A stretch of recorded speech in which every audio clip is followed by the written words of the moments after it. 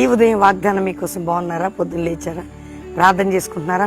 దేవుని తట్టు చూస్తున్నారా? చక్కటి 50 దినాలు బెల్లంపల్లిలో ప్రార్థన జరుగుతున్నాయి. రండి, మీరు ఎక్కడున్నా 1 రోజు 2 రోజులు 3 రోజులు అక్టోబర్ 16 ముగింపు సభ కుటుంబాలతో కలిసి మనందరం దేవుని సన్నిధిని ఆనందిద్దాం.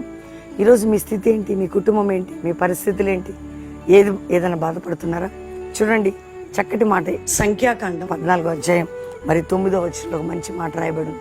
ఏమనండి, ఏది నీకు ఎవరు ఏం చేయలేరు, ఏ మనుషులు కూడా నీ మీద ఎవరి నీడపడదు, నేను మీకు తోడై ఉన్నాను, భయపడకూడని. మీరు క్లియర్గా చదివితే చక్కటి మాటలు ఉంటాయి, అందులో చదువుకోవచ్చు. మీరు భయపడొద్దు.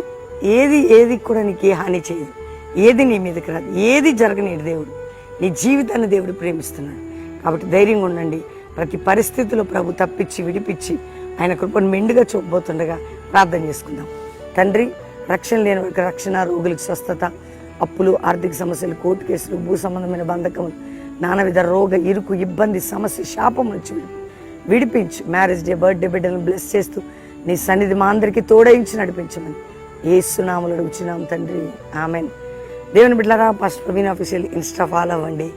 దేవుడు మీ అందరినీ దీవించును గాక. Praise lord.